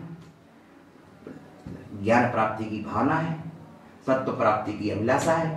तो ये भाव को पा करके भी पुण्य कर्मोदय में चला आ रहा है। तो ये सब होता द्रव्य क्षेत्र काल भाव को निमित्त बनाकर कर्मोदय में आता है। अब सोचे कि स्व कर्म का उदय में आएगा तो द्रव्य को पाकर के आएगा, क्षेत्र को पाकर के आएगा, काल को पाकर के आएगा और भाव को पाकर। इन चार बातों को अपन को अच्छी तरह से बिल्कुल समझ लेना है कि द्रव्य क्षेत्र काल और भाव। जैसे 5 क्या है, वो तो इनको क्या कहते हैं, 5 को क्या कहते हैं? 4 को बोलते हैं। ये 4 प्रकार की संपत्ति है सबसे बड़ी तुम्हारी। संपत्ति बोलते हैं। हाँ, द्रव्यादि स्वादि संपत्ता, बात मना तो द्रव्य संपदा, क्षेत्र संपदा, काल संपदा, भाव संपदा, ये संपत्ति परमात्मा बनने तक में कारण है। आज आपने द्रव्य के रूप में सर्वसिद्धि हमारे सामने रख दी। अच्छा, द्रव्य रख दिया। क्षेत्र के रूप में आपने मंदिर का परिसर दे दिया हमको। अच्छा, क्षेत्र हो गया। ठीक, काल के रूप में हमारे पास अच्छा समय मिल गया। भाव भी अच्छे। और भाव सबके विनय के भाव हमारा से सुना दीजिए, सुनने तैयार बैठे हमारे पहले आप तैयार बैठे आकर के। तो क्या होता है, एक दूसरे से भाव एक दूसरे के बनते हैं, निमित्त से नैमित्तिक बना जागता है, समझ रहे ना। तो ये होता है, आचार्य कहते हैं कि द्रव्यादि निमित्त वसात। उसमें भाव जोड़ दे तो क्या हो जाएगा? भाव जोड़ दे तो भाव वो 5 प्रकार का संसार हो जाएगा। हाँ, द्रव्य क्षेत्र काल भाव, भाव 5 प्रकार का संसार होता है, ठीक है ना। किसके होता है? जीव के होता है, संसार जीव के, ठीक ना। और वहाँ 5 परिवर्तन कहलाते वो, पंच परावर्तन। अभी यहाँ पर चल रहा है इसके कि द्रव्य क्षेत्र काल भाव का निमित्त पाकर कर्मोदय में आता है। द्रव्य क्षेत्र काल द्रव्यादि निमित्त वसात, द्रव्यादि के निमित्त के वश से कर्म बिना उदय में नहीं आएगा। द्रव्य का आश्रय ना ले कर्मोदय में आ जाए, नहीं आ सकता। द्रव्य का आश्रय लेनी पड़ेगा, आत्म द्रव्य का आश्रय तो लेनी पड़ेगा उसे। द्रव्य क्षेत्र का कोई ना कोई क्षेत्र विभाग की प्रगति है। नरक आयु में जो प्रगति नरक में आएंगी, जो अवतारक शरीर मनुष्य में होता तो मनुष्य में आएगी भाई, कोई देव बाय में होता है, कोई त्रेंच में आता है। तो जो प्रगति जहाँ उदय में आती है उसी में तो आएंगी, उसी क्षेत्र में तो आएंगी, हर क्षेत्र में नहीं आएगी, नहीं आने सकती हैं, ठीक ना। मछली तैरना जानती है तो लेकिन जल मिलेगा तभी तो तैरेगी, हैं? रेगिस्तान में थोड़ी मछली तैर लेगी, वो क्षेत्र भी तो मिलना चाहिए उसका, और क्षेत्र नहीं मिलेगा तो वो कर्मोदय में नहीं आएगा। इसलिए क्षेत्र भी देखा जाता है कि क्षेत्र कैसा है, क्षेत्र कैसा है। तो द्रव्य क्षेत्र काल, काल कौन सा है, इसलिए काल का भी चयन किया जाता है, कौन सा काल किस चीज का होता है, ठीक ना। इसलिए दिन का महत्व अलग होता है, रात का महत्व अलग होता है, प्रभात का महत्व अलग होता है, दोपहर का महत्व अलग होता है, ठीक ना। सुप्रभात को मंगल वेला बोलते हैं, हैं? सुप्रभात प्रभाती मंगल वेला। दोपहर को मंगल वेला क्यों नहीं बोलते लोग, रात्रि की मंगल वेला क्यों नहीं बोलते? यानी जितना बहुलता से कथन होता है, सुप्रभात की जितनी अच्छी मंगल वेला होती है, परिणाम शांत होते हैं, वहां पर तब तक कोई निमित्त नहीं मिला, क्योंकि सो करके आया और सीधा अपने उठ के आ गया, उसे बाहर के निमित्त अभी नहीं मिले हुए हैं, तो उसके अंदर कोई बाहर का प्रभाव नहीं पड़ा, लगेगा ही लगेगा। हाँ, और चित्त में क्या होता है, शीतलता रहती है, जब भी शीतलता रहेगी तो दिन में अच्छा लगेगा, ऐसा लगता है मुंह नहीं ले रहा होगा, बोलने का मन नहीं, अच्छी बात है। सुबह तो द्रव्यादि निमित्त वसात, द्रव्यादि के निमित्त के वश से कर्मोदय में आते हैं। इसलिए अपन लोग क्या करते, कौन से द्रव्य के निमित्त से वश से कर्मोदय में आ रहा है, तो अब यदि उस कर्म से बचना है तो अपन उस द्रव्य से थोड़ा बचने की कोशिश करते हैं, उस क्षेत्र से बचने की कोशिश करते हैं, उस काल को टालने की कोशिश करते हैं, उन भावों सब्जेक्ट को बदलने की कोशिश करते हैं, सब्जेक्ट चेंज करो भैया जल्दी, हैं अंतर न करने क्या हो जाएगा, इसलिए तत्काल सब्जेक्ट संदर्भ प्रमाण सब्जेक्ट चेंज कर देते अपन, ठीक है ना, समझ रहे हैं ना। इसलिए तत्काल द्रव्य चेंज करो या क्षेत्र चेंज करो या काल चेंज करो या भाव चेंज करो, ठीक है ना। ये फाइल अगले हफ्ते खुलेगी, पता ना, अदालत में ये फाइल और बाद में खुलेगी। तो ये होता द्रव्य चेंज।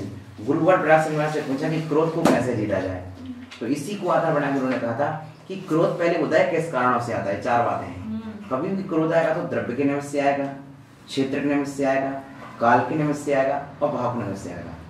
आग जली तो किन कारणों से जली, ईंधन भाई आग जली, पहले कम आग जल रही थी, एक लकड़ी लगाई तो दूसरी लगाई तो और जल गई, तीसरी लगाई तो और जली और चौथी जलाई तो और आपने चूल्हे में 4 लकड़ी लगा दी तो आग जल गई। और हमने देखा जब रसोई पकाते हैं गृहिणी तो क्या करती हैं, आग को कम करना है, एक लकड़ी कम कर दी, एक लकड़ी और कम कर दी, एक लकड़ी और कम कर दी, हैं और 4 लकड़ी निकाल देंगे तो कम से है ना। तो जितनी जितनी आग बढ़ाना हो उतना उतना ईंधन डालते जाते हैं और जितनी आग कम करना उतना ईंधन निकालते जाते हैं। कोई बर्तन रख दो तो भी बुझ जाते हैं।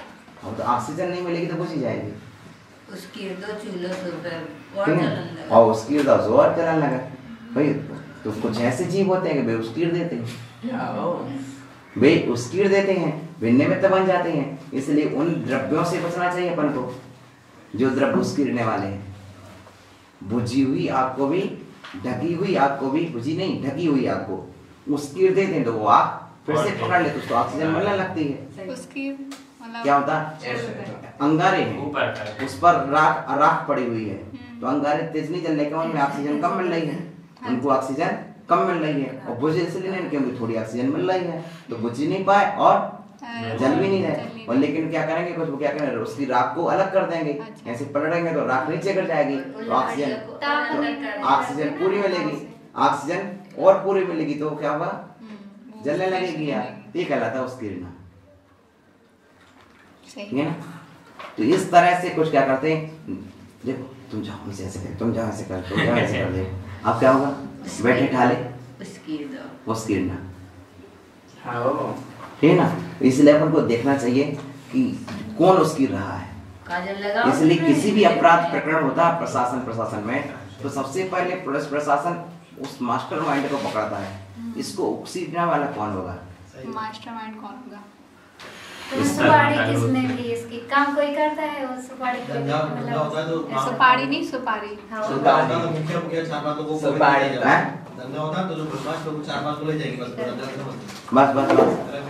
हाँ आपका पता ही है, वो ले जाएंगे पहले बंद कर देंगे, हाँ कुछ मतलब इनको कुछ नहीं किया लेकिन उनको ले जाके बंद कर देंगे शायद से पहले कि जो व्यक्ति हमसे कुछ बोल रहा है उसको तत्काल अपन माफ करना चाहिए, उसकी सुनना चाहिए और उसके प्रति माफ का भाव रखना चाहिए क्योंकि उसका दोष नहीं है, भूत है उसके अंदर कौन सा भूत प्रवेश किया है उस भूत को देखना चाहिए, ठीक है ना। द्रव्य बहुत बड़ा कारण है, ठीक है ना, द्रव्य बहुत बड़ा कारण है। द्रव्य कौन कौन सा, तुम हम सब द्रव्य यही तो है द्रव्य, ठीक है ना। अच्छी विनय भाव के साथ तुम आ गए तो स्वाध्याय चालू हो गए, सो पुण्य कर्म को दया में कर नहीं गए, बोलो समझ रहे ना। तो द्रव्य क्षेत्र अपन अच्छे स्थान पर बैठे तो सामने आते तो आज ऐसे आशीर्वाद कर देते हैं। हाँ चलिए घर से हाँ जाओ हो गया। तो द्रव्य क्षेत्र, तो क्षेत्र अच्छा बैठा है, कितने अच्छे पवित्र क्षेत्र मिल गए अपन को, तो क्षेत्र का लाभ है, ठीक है ना। क्षेत्र पर बैठे तो क्षेत्र के लाभ ले रहे अपन, सुबह स्तुति करते हैं, मन स्तंभ के सामने अपन स्तुति करते हैं, भगवान अतिशयकारी भगवान के सामने अपन प्रत्येक की स्तुति करते हैं, तो अपन क्षेत्र अच्छे बैठे हुए हैं तो क्षेत्र पे भी उदय आ रहा है। काल अच्छी बेला है, पूरे दिन भर इसका ग्रीष्म काल का अच्छा अवसर चल रहा है, तो भाव सबके मन में प्रशस्त भाव, उज्जवल भाव है, सबके मन में एक उज्जवल भाव चल रहा है। तो उन उज्जवल भावों के अनुसार क्या है, तो शुभ कर्म उदय में आ रहे हैं। तो शुभ कर्म के उदय में शुभ द्रव्य, शुभ क्षेत्र, शुभ काल, शुभ भाव कारण बनते हैं, और अशुभ कर्म उदय में अशुभ द्रव्य, अशुभ क्षेत्र। अब देखिए, अब कोई चाहे कि नरक में जीव चाहे कि हम मुनि बन जाए, नहीं बन पाएगा, भाव ही नहीं होने, तो द्रव्य क्षेत्र काल भाव को निमित्त ही नहीं मिलना, समझ रहे ना। नरक में चाहे कि हम देवों जैसी मैत्री कर लें तो नहीं हो सकता वो भाव, कि वहाँ पर क्षेत्र ऐसा नहीं कि वहाँ पर वैसे भाव हो जाए। क्षेत्र पे नहीं रुकना चाहिए, नहीं, कौन से क्षेत्र पर नहीं रुकना चाहिए? जहाँ पे नहीं, वहाँ नहीं, जहाँ पे मतलब हाँ, इसलिए क्षेत्र का परीक्षण होना चाहिए। इस क्षेत्र में पॉजिटिव एनर्जी है कि नेगेटिव एनर्जी है, इस क्षेत्र पर कैसी ऊर्जा है, जगह बदल देनी। हाँ, स्थान परिवर्तन कर देना चाहिए समझ करके, ठीक है ना, समझ रहे हैं। तो इस तरह को भी, लेकिन इसका भी ध्यान रखना चाहिए कि अपन समूह में रहते ना तो क्षेत्र भी प्रभावी नहीं बन पाता। अंत मालूम चला कि ये क्षेत्र अच्छा नहीं, सो तो भी कोने बैठेगा, भी कोने बैठेगा, भी कोने बैठ गए, सो द्रव्य बाहरी द्रव्य हावी हो जाए, समझ रहे ना, फिर बाहरी द्रव्य हावी हो जाती हैं। इसलिए क्षेत्र परिवर्तन भी बहुत सोच के करना चाहिए, क्योंकि अपनी शक्ति को छीन करके अकेला राजा कहीं जाएगा, व्यक्ति राजा को घेर के मार डालेंगे। इसलिए राजा भी जाता तो सैनिकों को पूरे दल बल को साथ में लेके आगे बढ़ता है, जानता है कि हमारा ही गांव है, जानता है हमारा नगर है, फिर भी राजा अकेला नहीं निकलता, समझ रहे ना, क्योंकि क्षेत्र तो अपना है लेकिन क्षेत्रवासियों पर विश्वास नहीं कर सकते। उसी तरह से कौन सी कर्म शक्ति कैसी आ जाए, इसलिए अपन को समूह में रहना चाहिए, राजा को महाराजा को समूह में रहना चाहिए।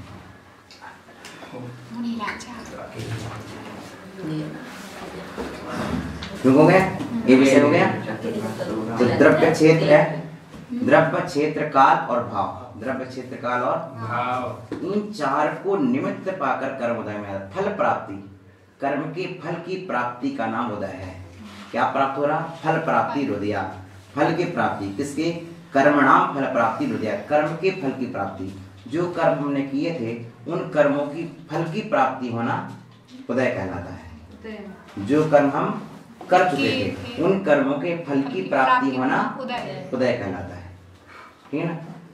आगे ध्यान में, और वो भी कब आएगी, द्रव्य क्षेत्र काल भाव का निमित्त बना के आएगी। तो निमित्त बनेगा, आप बोलते हैं निमित्त कुछ नहीं करता, अवसर वास्तव कुछ पता चलेगा कि कर्म का उदय निमित्त के बिना आता ही नहीं है, निमित्त के बिना आता ही नहीं है, और शुभ निमित्त चाहिए। अब आप पात्र दान देना चाहते, जब तक मुनिराज निमित्त नहीं बनेगा तो तुम पात्र दान दे कैसे लोगे, हैं? तो निमित्त को जुटाना पड़ता है, निमित्त जुटाए जाते हैं, निमित्त लाए जाते हैं। अपन को सर्वा सिद्धि चाहिए थी, हमने मंगाई प्रयत्न करके, कहीं लोहारिया से मंगाई, कहीं गनौड़ा से मंगाई, कहीं से मंगाई, कहीं से मंगाई, हैं? तो ये क्या किया, प्रयत्न किया ना, तो अशुभ निमित्तों को जुटाया है। ये शुभ निमित्त जुटाए तो आज अपन स्वाध्याय में कर पा रहे हैं, इसलिए शुभ निमित्त को जुटाए तो अच्छा हो गया। नहीं द्रव्य हो गई सर्वा सिद्धि आपके लिए, नहीं था द्रव्य, उतना मन नहीं लग रहा था आपका, तो द्रव्य आपके पास आ गया, सर्वा सिद्धि आ गई तो आपका मन लग रहा है, हो गया। तो द्रव्य क्षेत्र काल समय है, अच्छा है, स्वाध्याय कर लो अपन। भाव, सबके मन में उज्जवल भाव चल रहा है, प्रशस्त भाव चल रहा है। जिनका मन नहीं लग रहा था, विनम्रता के साथ नमस्ते, विनम्रता के साथ नमस्ते। तो ये क्या होता है तो ये होता है उदय की प्राप्ति के लिए, चाहे शुभ कर्म का उदय हो वो भी द्रव्य क्षेत्र काल भाव को पाका जाता है, और अशुभ कर्म का निमित्त हो वो भी द्रव्य क्षेत्र काल भाव को। इसलिए कुछ प्रगतियां क्षेत्र प्रगतियां हैं, कुछ प्रगतियां द्रव्य प्रगतियां हैं, कुछ प्रगतियां हाँ, तो काल के उदय होने पर काल अनुरूप उदय में आएंगी, बिना उसके उदय में नहीं आएंगी, ठीक है ना। इसको समझ गए। वही द्रव्य किसी के लिए शुभ हो सकता, किसी के लिए अशुभ हो सकता, वो तो देखिए, वही क्षेत्र वही देखिए, इसके लिए आचार्य सुबोध जी ने एक उदाहरण दिया था कि एक व्यक्ति औषधि लेता है, उसके लिए औषधि फायदा कर जाती है और दूसरे के लिए औषधि फायदा नहीं करती है, क्योंकि औषधि का गुण समाप्त हो गया, वो तो अचेतन है। औषधि में तो गुण है, औषधि किसी से राग द्वेष नहीं है, और उस जीव का कर्म ही ऐसा है कि एक का तीव्र हृदय है, उसे औषधि फायदा नहीं कर पाई, जिसका मंद उदय था उसे औषधि फायदा कर गई, ठीक है ना। ऐसा हो जाता है क्या? उस और सौंठ का महत्व कम है क्या? क्या काली मिर्च की शक्ति कम हो गई क्या? या काली मिर्च सौंठ को किसी से द्वेष है क्या? उसको किसी से द्वेष नहीं है। किसी को गर्म कर जाती, किसी को फायदा कर जाती। हाँ, वो ठंडा इसलिए उसकी अपने नींबू को डाब को पानी पी ले तो बुखार चढ़ेगा, अपन को फायदा कर दे। हाँ, तो सारे पी ले जो जो है जो हो गया। तो बेटा अपने विषय पर द्रव्य आत्मलाभ हो गया। ये उदय समझ गया पूरा आप लोग कि उदय ये कहलाता उदय कि द्रव्य को पाकर उदय में आएगा, क्षेत्र को पाकर, काल को पाकर, भाव को पाकर, कोई भी अशुभ कर्म का उदय हो चाहे शुभ कर्म का उदय हो। इसलिए अपन के यहाँ पर अशुभ कर्म के उदय से बचने के लिए कितनी बातें कही? क्या बात कही? स्त्री राग कथा श्रवण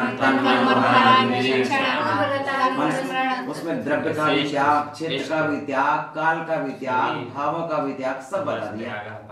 क्यों? अशुभ का उदय न आए इसलिए आपको ये चीजें आवश्यक हैं। अथवा झूठ के त्याग के लिए क्रोध लोभ वीरता आप झूठ ना बोल लें, आपके अंदर झूठ का सा उदय में ना आए इसलिए वो प्रसंग बताए। आपके अंदर चोरी का भाव ना जागे इसलिए शून्यागार सामने सामने हार टकाओ तो एक बार भाव बने जाएंगे हैं? सामने सामने कोई चीज रखी तब चलो मालिक से मांग लेते हैं। आखिर अभिलाषा तो पैदा कोई उसे अपने बनाने का भाव तो आएगा नहीं, एक अभिलाषा तो भाव आएगा ना। इसलिए शून्यागार का भाव बताते हैं। तो चोरी नहीं हुई लेकिन अभिलाषा अपना बनाने की भावना जागी ना। जैसे डायरी अच्छी लग रही, पेन अच्छा लग रहा है, तो उसमें चोरी नहीं है।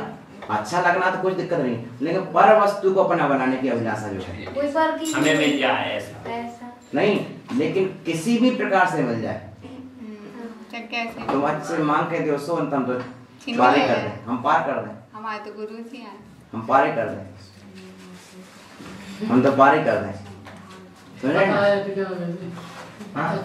ये जैसे खड़क सिंह हम तो पार कर देंगे सबसे बड़ी चीज। तो ये चीज होती है इसलिए अशुभ कर्म का उदय में ना, इसलिए अशुभ निमित्तों से बचाया जाता है। अशुभ द्रव्य, अशुभ क्षेत्र, अशुभ काल, अशुभ भाव सबसे दूर रखा जाता है। अपन घर में खेलते कहते माँ बोल दे बच्चों अपने आंगन में खेलना, ज्यादा तो अपनी गली में खेलना, दूसरी गली में नहीं जाना। दूसरी गली में पहुंचेंगे तो ना जाने किस तरह के व्यवहार करने वाले मिलेंगे। वहीं तक खेलना जहाँ तक माँ तक आवाज पहुंच जाए, ठीक है ना? समझ रहे ना? और जहाँ वहीं तक खेलो जहाँ तक माँ की आवाज आ जाए, अर्थात आप वहीं तक हो जहाँ तक जिनवाणी माँ की आवाज आप तक गूंजती रहे। और जहाँ से जिनवाणी की आवाज आपको न मिले उस द्रव्य क्षेत्र काल भाव में आप एंट्री नहीं जाओ। समझ रहे? तो ये चीजें बहुत अनिवार्य है। तो द्रव्य का प्रभाव अशुभ के लिए और शुभ के लिए।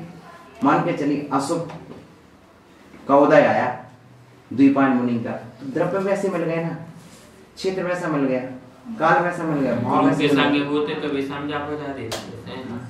अब शुभ का उदय, शुभ का उदय आना है तो द्रव्य क्षेत्र काल भाव भी जुटाना पड़ते हैं। कुछ कोटि उपाय बनाए भव्यता को रानो, दौलत राम जी ने स्पष्ट लिखा है। कभी कभी मुझे यही तो लगता है एक और एक बोलेंगे कि निमित्त कुछ नहीं करता, फिर बोलेंगे कोटि उपाय बनाए। समझ रहे ना?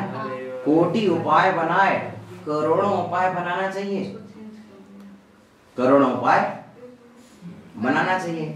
आपने उपाय बनाया और नहीं उपाय बनाते तो बोलो कल्पना करो यदि कदाच हम आज कल अस्वस्थ थे और आज तुम लोग सुबह ध्यान नहीं देते स्वास्थ्य लाभ के लिए, औषधि पर ध्यान नहीं देते या कुछ ध्यान नहीं देते तो क्या होता? आज फिर स्वास्थ्य से वंचित रह जाते।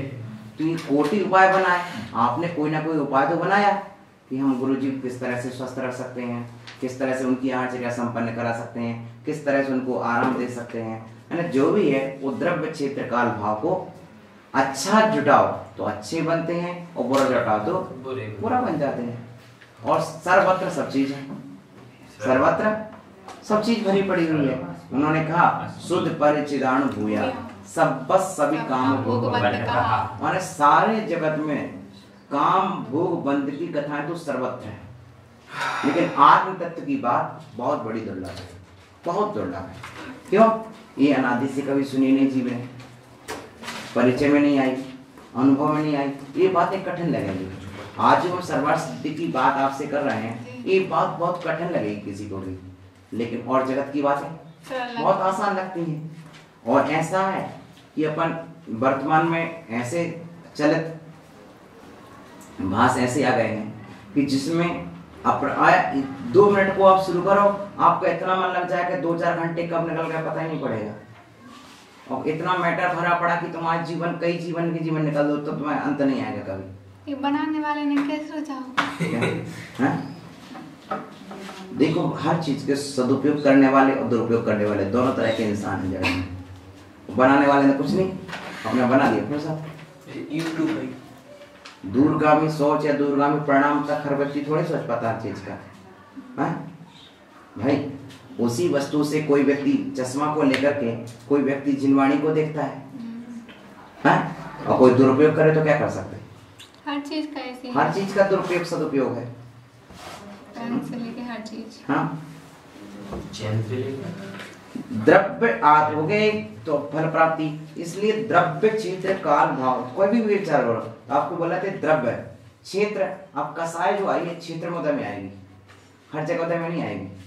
व्यक्ति स्पष्ट बोलता है चलो बाहर मैदान में देखा यानी कसाय बाहर मुद्दा में आएगी, मुद्दा में नहीं आएगी। उसकी बात बिल्कुल नहीं मानना, बिल्कुल नहीं जाना। हाँ, भीतरे बने रहो।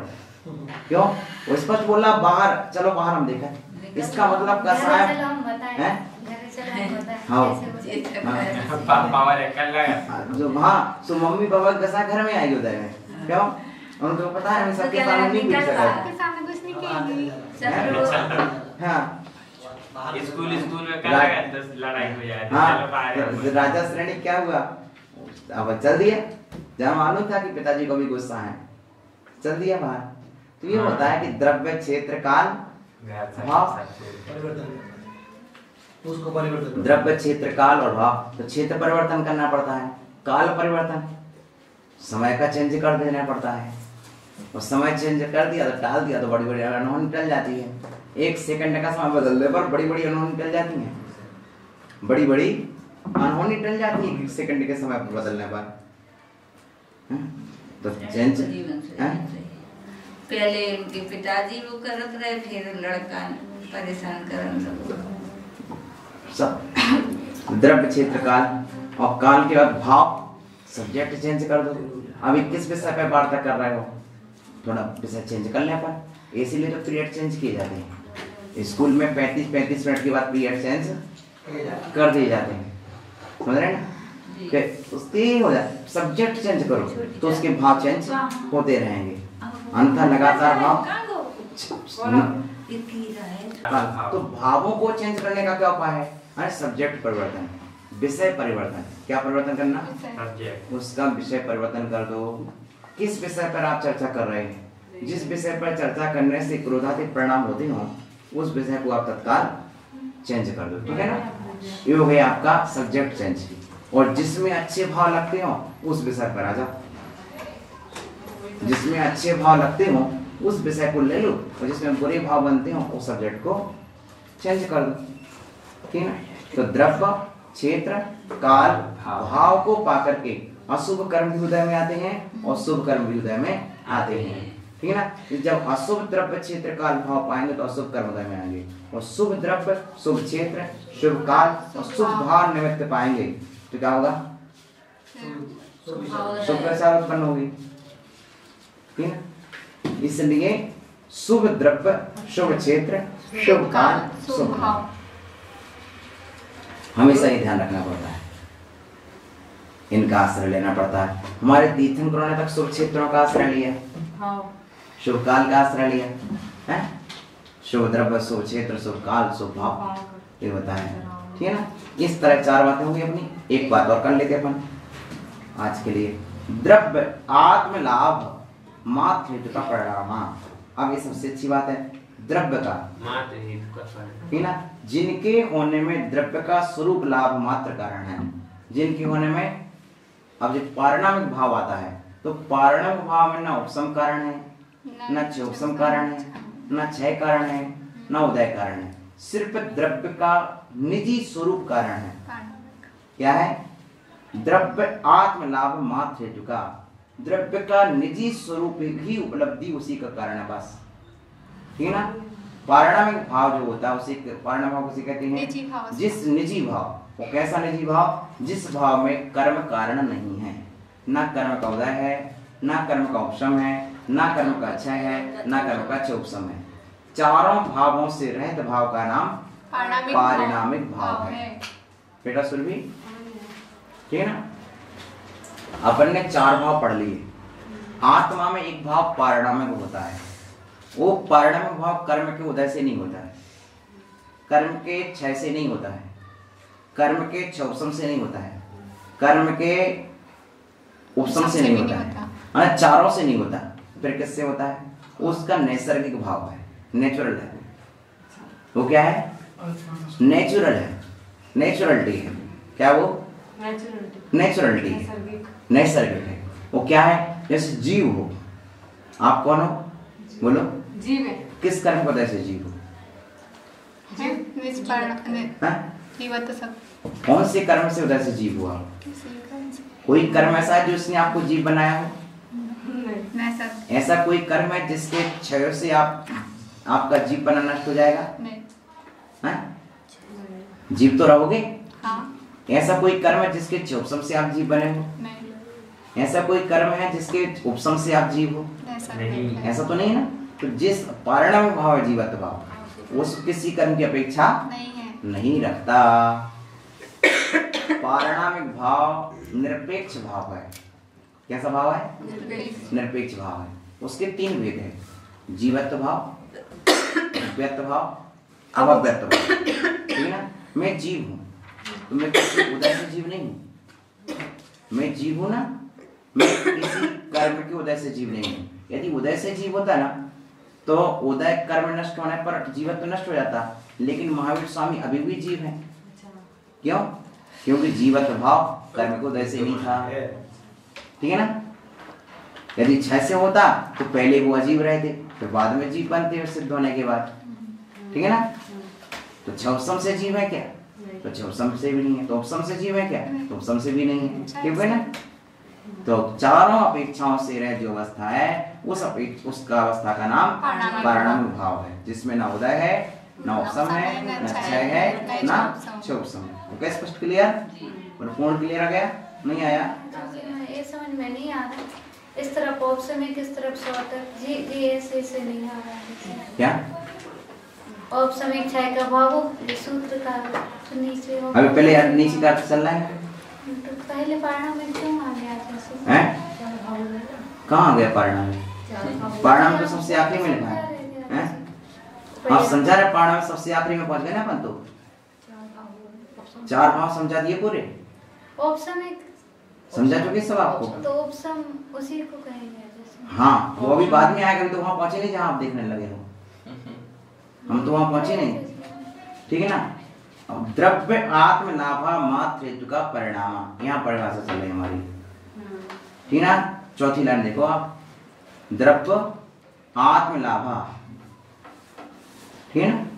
द्रव्य आत्म लाभा, द्रव्य का जो आत्मा ने निजी, आत्मा ने निजी स्वरूप का लाभ ही उसका परिणाम है, ठीक है ना। परिणाम माने स्वभाव, स्वाभाविक भाव को पारिणामिक भाव कहते हैं, ठीक है ना। स्वाभाविक भाव को पारिणामिक भाव, बस उसमें स्वाभाविक भाव और कुछ नहीं है, ठीक है ना। कोई जीवत भाव स्वभाव भाव है, ठीक है ना। उसमें अभी कोई कर्म नहीं आ रहा है, कोई कर्म कारण नहीं। यदि कोई कर्म कारण है तो वो नहीं चलेगा। स्वतंत्र का बता रहे हैं जैसे। हाँ बेटा, अब देखो, उपशम प्रयोजनम अस्य इति औपसमिका, आगे मिल गया। उपशम, उपशम, उपशम कौन है? कर्ता कारक। कौन है प्रयोजन? उपशम। कौन है प्रयोजन? उपशम। प्रयोजनम, प्रयोजन, अस्य माने इसका, उपशम है प्रयोजन इसका। औपसमिका वो है क्या है? औपसमिक है। उपशम करना ही जिसका प्रयोजन है, ठीक है ना, ठीक है ना। उपशम करना जिसका प्रयोजन है उसका नाम क्या है? औपसमिक। वार्षिक, वर्ष में करना वार्षिक है, ठीक है ना। वर्ष का कार्य करना वार्षिक, ठीक है ना। इसी तरह उपसम का कार्य औपसमिक, ठीक है ना। उपसम ही है प्रयोजन जिसका वह औपसमिक, ठीक है ना। एवं इसी प्रकार छायकः छायक छायकम अस्येति छायिका, छायक ही है प्रयोजन जिसका वह छायक है। जैसा अपन ने यहाँ पढ़ा ना उपसम प्रयोजनम पढ़ चुके। इसी तरह छायक के साथ जोड़ लो, छायिका प्रयोजनम अस्येति छायिका, ठीक है ना, ठीक है ना। छया क्या पढ़ेंगे अपन, एवं छया प्रयोजनम अस्येति छायिका, बढ़िया। क्षय ही है प्रयोजन जिसका वह क्या है, वर्ष ही है प्रयोजन जिसका वार्षिक, ठीक है ना। वर्ष के पहले की नहीं और वर्ष के बाद की नहीं, ठीक है ना। अगले वर्ष का नहीं और पूर्व वर्ष का नहीं, इसी वर्ष का वार्षिक परीक्षा सन 2020। अब 20 से ही उसे प्रयोजन है ना, 19 से प्रयोजन ना 21 से प्रयोजन, ठीक। इसी तरह छया एक प्रयोजन, क्षय ही है प्रयोजन जिसका वह छाय। अब क्या है छावसमिक, तो क्षयोपसम प्रयोजनम अस्येति छावसमिका, तुम क्लियर पढ़ना सारे। इसे औदयक है तो औदयः प्रयोजनम अस्येति औदयिका, ठीक है ना। अब इन्हें तो एवं लिख के लिख दी, लेकिन आपको समझना पड़ेगी पूरी परिभाषा, ठीक है ना। तो औदयिका परिणाम का परिणाम कैसे, परिणाम, ठीक है ना। प्रयोजन अस्येति परिणाम का, हाँ परिणाम ही है प्रयोजन जिसमें और कुछ कारण है। परिणाम माने भाव ही है प्रयोजन, और कोई प्रयोजन नहीं है। कौन सा भाव, परिणामिक, त्रैकालिक भाव, जो सदा रहने वाला भाव, उसको कहते हैं परिणामिक। उसको त्रैकालिक भाव, वही है त्रैकालिक भाव, ना उसमें उदय है ना उपसम है ना क्षय ना क्षयोपसम, कुछ है ही नहीं। अच्छा, यही सब त्रैकालिक शुद्ध है। हम तो ये कब से सुनते आ रहे हैं त्रैकालिक भाव, यही है परिणाम भाव। जीव त्रैकालिक शुद्ध है, क्या है त्रैकालिक शुद्ध है माने परिणामिक शुद्ध है, पर नहीं परिणामिक भाव से माने उसमें उदय भी नहीं है, उपसम भी नहीं है, क्षय भी नहीं है, क्षयोपसम भी नहीं है, ये त्रैकालिक शुद्ध। हाँ इसलिए तो मैं बोलता हूँ निगोदिया जीव भी त्रैकालिक शुद्ध है और सिद्ध भगवान का आत्मा भी शुद्ध है। सब भी शुद्धाहु परिणामिक भाव की अपेक्षा देखो, जीव था, जीव है, जीव रहेगा, जीव कभी अजीव नहीं होगा, एक जीव की शुद्धता है। जैसे 3 काल से शुद्ध लगाते हैं तो 3 भाव से शुद्ध लगाना चाहिए। 3 भाव से 3 भाव ही तो बचे, 3 ही 4 नहीं। सुनो, परिणामिक भाव का मतलब है कि परनिरपेक्ष भाव, जहां उसे किसी की अपेक्षा नहीं है, ठीक है ना। उसके कुल ज्यादा भेद नहीं, कुल 3 ही भेद हैं, जीवत्व भाव, भव्यत्व भाव और अभव्यत्व भाव, ठीक है ना। अब किसी कारण से वो जीव नहीं है, किसी पर की अपेक्षा से जीव नहीं हूँ। मैं अपने माता पिता की कृपा से जीव नहीं बना, क्या मैं अपने माता पिता की कृपा से जीव नहीं हूँ। क्यों, मैं अनादि से था, अनंत काल तक रहने वाला हूँ, नित्य हूँ, अवस्थित हूँ, अरूपी हूँ। नित्यावस्थान है, रूपाणी, मैं नित्य हूँ, अवस्थित हूँ, अरूपी हूँ, एक परिणाम भाव है, ठीक है ना। ये परिणामिक भाव है, इसमें पर की अपेक्षा है ही नहीं, और जहाँ पर की अपेक्षा नहीं है उसके कितने भी गीत गाओ, ना उसे पर से हानि ना उसे पर से लाभ, ना उसे पर से हानि ना उसे पर से लाभ, कुछ नहीं है, सुने ना।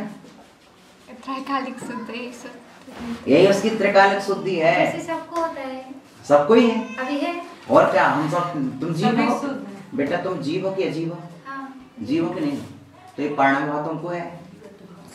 बिना इन 5 भावों में कोई जीव नहीं है, ठीक है ना।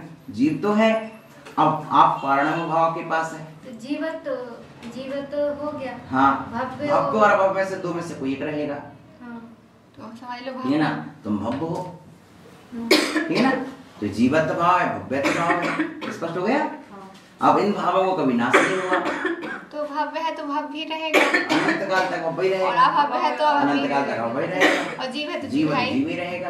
एक विश्व की कोई भी शक्ति मुझे अजीब नहीं बना सकती, अब कोई भाव मेरा तो कुछ नहीं बन कर सकता, क्यों नहीं बन सकता, नहीं बन सकता। सुनो, जीव अजीब हो सकता क्या?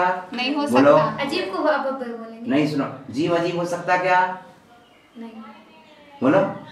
जीव पुद्गल हो सकता क्या? नहीं हो सकता। पुद्गल जीव हो सकता क्या? नहीं। तो जिस तरह से जीव अजीब नहीं हो सकता, उसी तरह से भव्य अभव्य नहीं हो सकता, क्योंकि भव्य किसी अपेक्षा से भव्य नहीं हुआ है। अभव्य किस कारण है? किस कर्म को जैसे जीव अभव्य होता है? किसी भी से नहीं पता नहीं। बता सकते हैं आप किस कर्म के उदय से जीव अभव्य होता है? मोहिनी कर्म के। नहीं बेटा, नहीं। मोहिनी कर्म के उदय से जीव अभव्य नहीं होता है। अभव्य पारिणामिक भाव है, और पारिणामिक भाव किसी कर्म की अपेक्षा नहीं रखता है। अच्छा श्री, अभी भी पारिणामिक भाव का उदय है अपना। हाँ, तब तो मैं जीव हूँ। नहीं सोचेंगे तो ही कि भव्य है कैसे, और यदि है मैं कैसे। पारिणामिक भाव नहीं होता तो मैं जीवपना कैसे रहता मुझे? उदय कर्म का उदय तो है। तो उदय है, सुरया है। पारिणामिक भाव का तो उदय होता ही नहीं ना। मैं उदय हूँ, मनुष्य का उदय है, लेकिन जीवत्व तो मेरा परिणाम भाव है। जीवत में जीव परिणाम भाव से हूँ, और मनुष्य उदय से हूँ। मनुष्य का 3 नाम के रूप में मैं मनुष्य हूँ, और जीवत तो परिणाम भाव है मेरा। ठीक है ना? भव्यत्व कैसे हूँ मैं? भव्यत्व कैसे हूँ अभी? भव्यत्व, भव्यत्व का मतलब होता है मोक्ष जाने की, मोक्ष जाने की योग्यता है।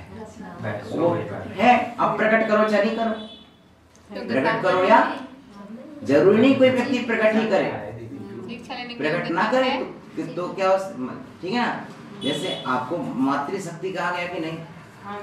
प्रत्येक महिला को मातृशक्ति कहा गया कि नहीं कहा गया? अब वो चाहे बच्चे को जन्म दे या नहीं दे, बच्चे को जन्म नहीं भी दे तब भी उसे मातृशक्ति कहा गया कि नहीं कहा गया? कहना चाहिए। क्यों? क्यों? सुनो, ये बताओ, सुमेरु पर्वत के नीचे सोना है, वो सोना कभी हाथ में नहीं आएगा मेरे? नहीं है। तो क्या उसको सोना नहीं कहेंगे? कहेंगे। ऐसी सुनो, अरे एक बेटा, सुमेरु पर्वत के नीचे सोना है, सुन रहे? बोलो, क्या सुमेरु पर्वत को कभी तुम उखाड़ पाओगे? नहीं। क्या वहाँ का सोना हाथ में ला पाओगे? तो क्या उसके सोना को सोना नहीं कहोगे? बोलो, स्पष्ट है ना? तो सुमेरु पर्वत के नीचे जो सोना है तो वह भी सोना है। उसी तरह प्रत्येक आत्मा में परमात्मा है। बोलो, अब वो प्रकट करे या ना करे, ठीक है ना? तो प्रकट करे तो भी है, और नहीं भी करे तो भी है। तो ये परमात्मा शक्ति, शक्ति के अपेक्षा सब में है। अभिव्यक्ति कोई किसी को दे या ना दे, बोला, अभिव्यक्ति करे या ना करे, समझ रहे ना? ऐसा नहीं कि नहीं यार, पिता ने जब हिस्सा बांट के तो सबको बराबर दिया, अब किसी ने उन्हीं बीजों को खेत में बो करके 4 दाने के 4 क्विंटल कर लिए, और किसी ने पीस के खा लिए, ये बात अलग है, लेकिन दिए तो बराबर। तो ये तो कह रहे हैं कि शक्ति रूप क्या है? तो शक्ति अलग होना अलग है, अभिव्यक्ति होना अलग है। अभिव्यक्ति नहीं हो, बात अलग है, ये शक्ति रूप तो है, भव्यता है। हाँ समझ रहे ना? शक्ति रूप का तो अभाव नहीं कर सकते ना, अभिव्यक्ति नहीं हुई, नहीं हो, समझ रहे ना? अभिव्यक्ति ना होने पर उसकी शक्ति का अभाव नहीं कर सकते अपन। अभिव्यक्ति नहीं है तो उसको अपन नहीं कह सकते, अभी नहीं है तो किसी को और कुछ कह दे, तो सबको मातृशक्ति बोलेंगे, हैं? सबको मातृशक्ति, प्रत्येक स्त्री को मातृशक्ति बोलेंगे, और प्रत्येक पुरुष को पुरुष शक्ति बोलेंगे। भाई हम बच्चे हैं या कोई भी है तो पुरुष कहलाएगा कि नहीं कहलाएगा? वो हैं? पुरुष कहलाएंगे नहीं कहलाएंगे? उसी तरह प्रत्येक स्त्री मातृ कहलाएगी नहीं कहलाएगी? माता, हाँ? तो माता बनी नहीं है तो कैसे माता? कैसे ही मातृ? बेटा शक्ति और अभिव्यक्ति, शक्ति और अभिव्यक्ति का अंतर डालो ना। शक्ति तो है, तो शक्ति नष्ट हो गई, शक्ति का नाश थोड़ी हो गया। हम भगवान नहीं बने हैं तो क्या भगवान पना हमारे अंदर से नष्ट हो गया? नहीं। जल के नष्ट हो गया भगवान पना? है। बोलो, यदि मैं भगवान नहीं बना, भले ही 100 अरब वर्ष के बाद बनूं, भले ही अरब खरब करोड़ वर्षों के बाद बनूं, लेकिन भगवान पना शक्ति तो है, अनादिकाल से शक्ति है। जब अनादिकाल से शक्ति वाले को भगवान कहा जा रहा है, जो अनंत काल में भगवान बनेगा उसको भगवान कहा जा रहा है, और जो कभी नहीं बनेगा ऐसा अभव्य जीव है, तो भी भगवान आत्मा है कि नहीं है? अभव्य जीव नहीं, वो भगवान बनेगा ही नहीं। हो नहीं बने तो शक्ति तो है, नहीं कर पाते, नहीं बना शक्ति। तो कभी अरे नहीं बनेगा। अभव्य जीव में भगवान बनने की शक्ति नहीं है। तभी तो आप बोल रहे हैं। नहीं, प्रकट नहीं करेगा वो, भगवान कैसे बनेगा? बनेंगे ही नहीं, कभी नहीं तो बनेगा। कभी ना बने, भगवान प्रकट तो भाई शक्ति रूपता तो है ही। ऐसा तो जगत में कोई जीव ही नहीं है जिसमें भगवान बनने की शक्ति ना हो। ठीक है, ठीक है, हाँ। जगत में ऐसा कोई जीव नहीं है जिसमें भगवान बनने की शक्ति ना हो। हाँ, तो ये समय तुम दया से नहीं करो, हम दया के पात्र नहीं है, हम करुणा के पात्र नहीं है, ठीक है ना। आप चिंता नहीं कर। सुनो, प्रत्येक जीव में शक्ति है। अब वो अभिव्यक्ति दे या ना दे अपने आप को, परमात्मा बनाए ना बनाए, वो कभी भी परमात्मा नहीं बनेगा। अभव्य जीव कभी परमात्मा नहीं बनेगा। तो हम उसे परमात्मा शक्ति से रहित नहीं कह सकते। क्या अभव्य कह सकते, लेकिन उसे परमात्मा सकते। अन्यथा फिर आपको क्या कहना पड़ेगा? सब्बे असभ्य, सब्बे शुद्धाहु शुद्धनाय का आपको खंडन करना पड़ेगा। वो तो निश्चय नहीं से है। तो निश्चय ने इसका बोला, किसने से बोला है? निश्चय ने अशुद्ध झूठ है क्या? नहीं। तो फिर सत्य है ना, तो हम सत्य क्यों बोल रहे हैं? निश्चय ने माने शक्ति, व्यवहार ने माने अभिव्यक्ति। निश्चय ने माने शक्ति, व्यवहार ने माने अभिव्यक्ति। निश्चय माने व्यवहार अभिव्यक्ति, इतना ही सी बात है। हमें बोला मोक्ष जाने के लिए पात्रता रखता है, हाँ, वो भव्य है। जो नहीं रखता है वो भव्य है। तो पात्रता रखता है, तो रखता है पात्रता, वो भव्य है। हाँ, जो नहीं रखता है वो अभव्य है। भव्य और अभव्य की परिभाषा अलग सुनो कि निर्वाण पुरुषर योग्य, जिसमें निर्वाण को प्रकट करने की योग्यता है, कभी प्रकट कर लेगा, और अभव्य तो कभी प्रकट करेगा ही नहीं। हाँ, तो भव में भेद है। और यहाँ पर जी यहाँ से मैं क्या बताया, मैं आपको क्या बता रहा था? तो अभव्य निर्वाण शक्ति दोनों में है भगवान। हाँ, तभी तो आप कह रहे सब्बे शुद्धाहु शुद्धनाया। अन्यथा यहाँ पर कहना पड़ता है आपको भव्य शुद्धाहु शुद्धनाया। यदि आप भव्य को ऐसा मान लोगे तो आप क्या कहते कि भव्य शुद्धा, भव्य शुद्धा नहीं कहा, सभ्य शुद्धा कहा है, समझ रहे ना? सभी शुद्ध हैं, शुद्ध ने से शक्ति रूप से, इसलिए शक्ति रूपता का ध्यान। यदि कहा जाए कि भारत देश में मातृशक्ति का विधान है, तो मातृशक्ति की संख्या कितनी है? और पौरुष शक्ति कितनी है? यदि पूरे विश्व की जनगणना में किया जाए मातृशक्ति पौरुष शक्ति, इतनी सी बच्ची जन्म लिया उसको भी, हाँ, वो 2 महीने की नहीं 1 दिन की बच्ची है तो वही मातृशक्ति में गणना आएगी, मातृशक्ति में ही आएगा, ठीक है ना।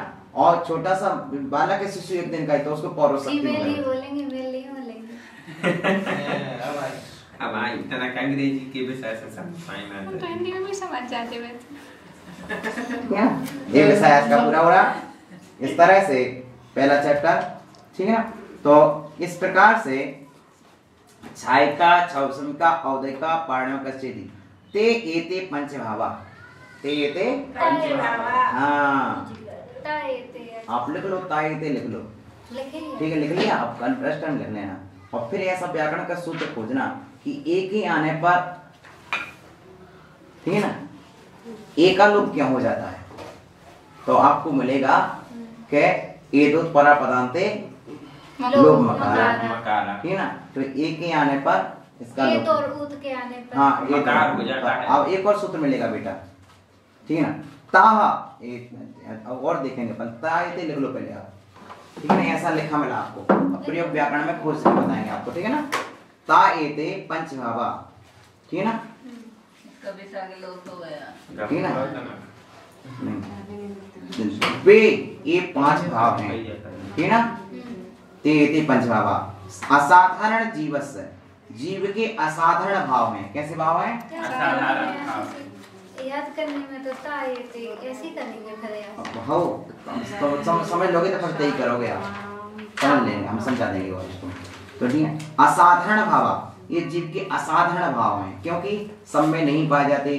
पुद्गल धर्म धर्माकाश काल में भाव नहीं पाए जाते, ये सिर्फ जीव में ही पाए जाते हैं, इसलिए असाधारण है।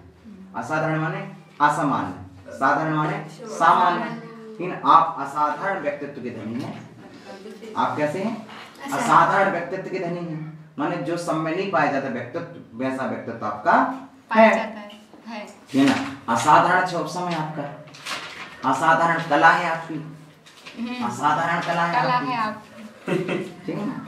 स्वतत्वम, इसको स्वतत्व जीव स्वतत्वम इति उच्यन्ते, जीव के स्वतत्व उच्यन्ते कहे जाते हैं, ठीक है ना। जीव के ते साधारण एते, भाव कहे जाते ते एते, आप यहाँ ध्यान रखना। अब लिख लेना रजिस्टर में, ते एते कैसे बनेगा, आपको ये काम खुद करना है, सूत्र खोजना है, ठीक है ना, ठीक है ना। नमो अरिहंताणम। अच्छा प्राणेश्वर है निष्ठापन भाव पूजा में